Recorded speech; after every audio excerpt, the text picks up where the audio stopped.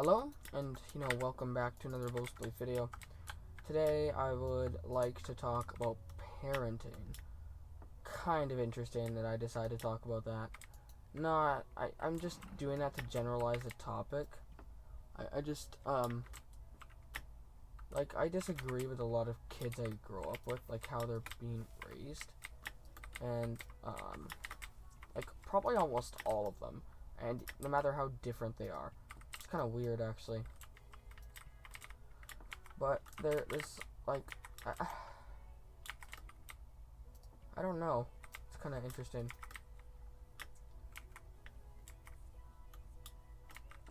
Like, what I mean is there's different ways to raise people. Raise your children. You can shelter them from everything, right?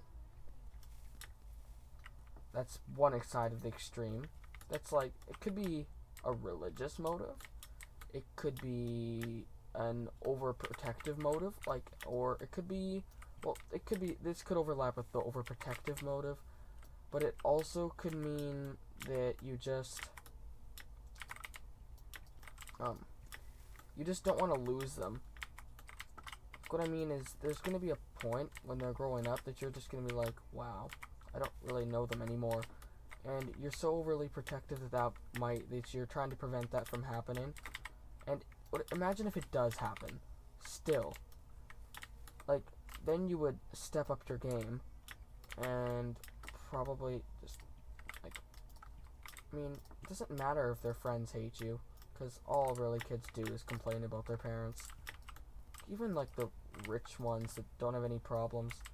Not necessarily don't have any problems from their perspective and their friend's perspective. You know what I mean? And there's just also different environments in school, right? Where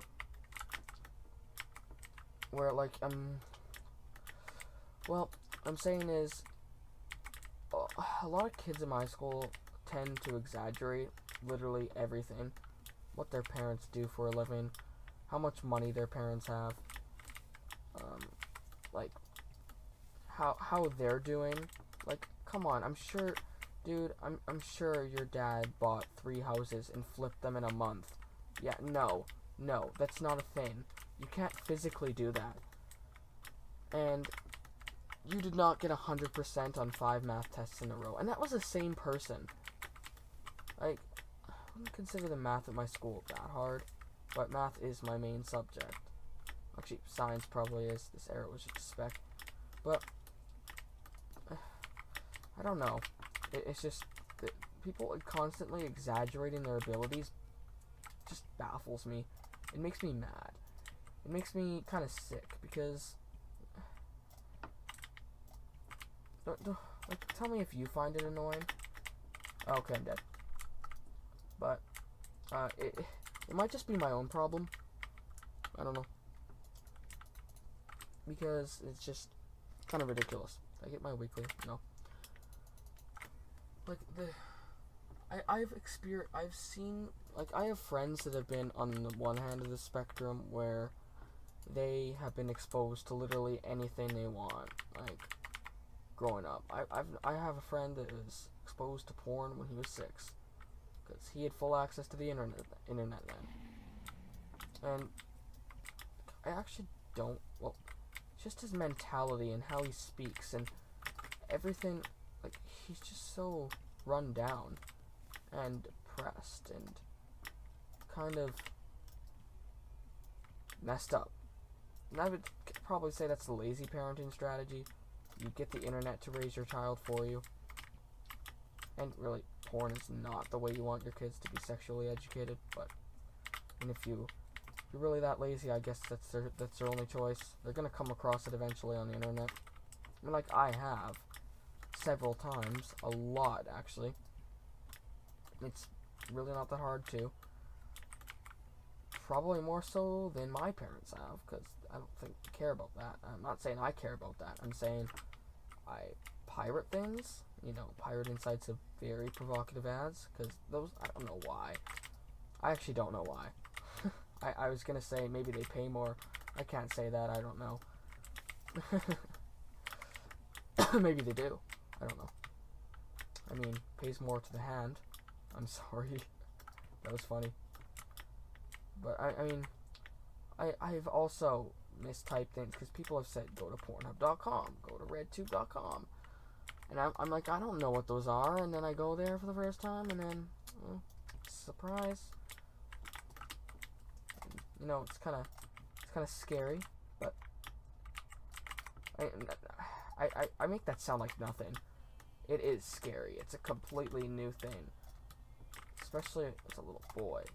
I mean, like, I wasn't exposed to it as a little boy. I haven't had access to the internet nearly my whole life. Probably not even half of it now. Let's say since I was 11, which is 4 years ago. I'm 15 now. You know, so I guess I did have an iPad for 8 years, but my mom kept it very in check. So I'm ultimately happy how it went, but I disagree with their strategies too. Like, you could, like, as a parent, it's definitely important to bond with them, because, you know, when they grow up, do you want to see them again? You probably do. You want them to come back, visit you, and take care of you when you're old, and just, you know, run down, just at your end.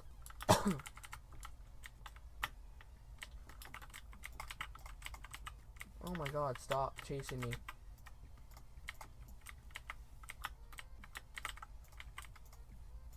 You know what I'm trying to do is I'm trying to get you to go away. Like, I have a friend that's sheltered, and, like, you know, I'm Christian too, but he's, I wouldn't want to say overly Christian. That's probably not the right thing to do.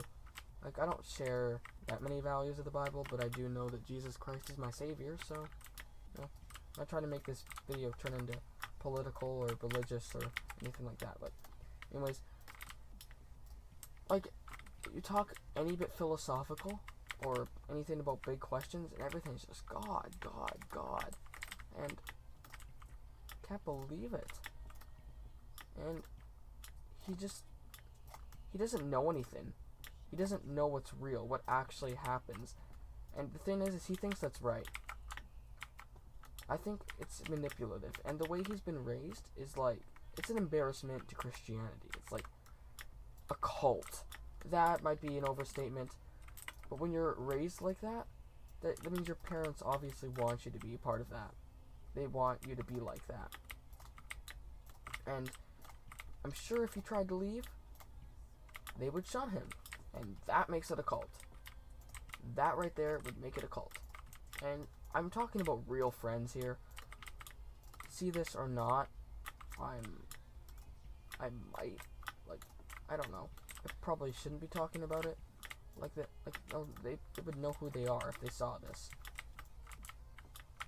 But, you know, media is not a good way to educate kids, because that's the way that companies want it to be done, and not the way you do. I mean, not saying the way you do is right. I have 150 shots fired. This person needs to die now. Okay, I won. See you in the last game. Or maybe not. I don't know. Same map again. Okay. Anyways, I'm just saying there's a lot of interesting things like that. I personally will constantly inspire my children to pursue their interests once I get there. I might even watch this in the future, and, like, by pursue their interests, I mean research their interests, like, learn about them, and maybe even set down a career path and start working towards that now. Like, I understand kids need to be kids, and that's the problem with the school system. They start when they're 4. You know why kindergarten and first grade, second grade, and third grade are so hard to teach? Exactly. They're children. They're little kids. They don't belong in a school. They belong on the playground or at home or just being kids. And those early years don't really do anything. Like, reading and writing affects their whole life. Yes, it's very important skills. But does it have to be taught to a school? Or can it be taught in like 4th grade? They can start school when they're 10? or 9, or I think it'd be 9. 4th grade's 9 or 10. I don't even know what it is. Actually, 4th grade's 9. Yeah. I think that's a good time to be changed to. I mean, yeah. It's just, I don't know. Like, these skills are important, but I don't think they require years of schooling to learn. Like, I understand they build on each other. I just need to stop saying I understand. I mean, I do understand, but no. It's just, wait, how did I get to this topic? Like, I went off the parenting thing. And, like, I don't, like, I'm gonna go back to the shelter thing. I know that friend. Like, we were watching The Big Bang Theory, and The Big Bang Theory is not really an inappropriate show at all. There's limited sexual language, I guess limited cursing, nothing more than ass and bitch. Demonetized. But, okay, I almost made a mistake there. But nothing more than ass and bitch. And there aren't even sex scenes. There are before and after of sex. Or not before. Actually, kind of. But, you know, there's not really much. You don't see anything. And when he walks out of the room and sits alone outside, because that's playing, and that's barely anything. It's rated, I think it's rated like 10. Like, come on. Dude. What is going to happen when you are exposed to that? He's in elementary school right now. And he's a year younger than me. In Canada, we have elementary school and then high school. Elementary school is kindergarten to 8th. Kind of dumb in my opinion. I think middle school is a better concept, but at the same time I don't. I mean, like, it must be easier for the public school system, but anyways, what happens when he does reach reality? I mean, like, overly exposed to reality will affect you too much, but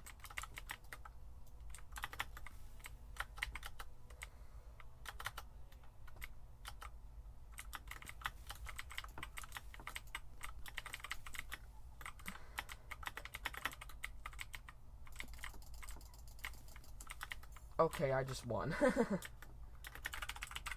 Anyways, okay, I accidentally clicked caps lock, didn't I? Anyways, this is definitely based off of things I've seen, and no, you need to find the balance between them, obviously. I mean, I wouldn't say I'm happy I'm exposed to it. Like, I've definitely, to some degree, experienced cyberbullying. My parents have been blind to that. They don't understand it. Like, I would consider Blitz cyberbullying. Maybe not quite. It does definitely affect me. I mean, like, now it doesn't. Nobody cares about me. I mean, like, it's mostly just nice comments, except for Death Crit, who still hates me. But anyways, it's really nothing. But I was in SFS, if you don't remember. That was cyberbullying. SFS was just a YouTube video making group. We shared a channel, we made videos, and I knew it was never gonna happen. We were like 2 years. It was around for 2 years, and we got nothing more than 20 subs. My channel was growing faster than that, and I didn't get to focus on my own channel because of that. It was so controlling. You know what I mean? Like, I didn't get to choose to do whatever I wanted. Like, I always had to be in that group calling, and we didn't do anything relevant to what we were motivated to, I mean, like, what we wanted to do. It was never gonna happen. I left it. And I took a couple of the members I liked with me, Bryan and Superpig. Now we're all good. So, I mean, hopefully they're happy that I did that. I want to get Superpig VIP so he'll be motivated to get those Mega Wall skins. Anyways, hope you enjoyed. I probably missed a lot. And actually, you know, I might talk about it a little bit more now. I'll just go do the parkour wherever it is. I mean, here it is. So, what I'm trying to say, there's different ways to parent kids. Duh. But, I don't know. Okay, maybe I should just end it here. Like, you know what I mean? There's so many... Okay, I just did that by accident. I don't know, I'm not gonna care. But anyways, there's so many ways of doing it. Yet, it's... There's no actual way, there's no definitive, perfect way to do it. You can do it your way, but you cannot let your children be ignorant and blind to things, and you cannot let them to be too knowledgeable about those things. Like, you don't want to wake up the next morning and be like, wow, these kids are no longer mine. Wow. You know what I mean? So, I hope you enjoyed this little thing. It's kind of a interesting thought. I mean, it's kind of hard to talk about. I'm trying to go into some deeper topics, but not so deep that like Minecraft viewers will understand. No offense to any of you, but I mean, a lot of people that watch this are between 17 and 21. I highly doubt that, but I'm sure some are, but definitely not very many. Mostly probably 12 and up. Maybe actually probably some younger too. But anyways, I hope you enjoyed this. It's really fun to make. I mean, fun to think about. Something I need to get off my chest, and you know, yeah. So, see ya.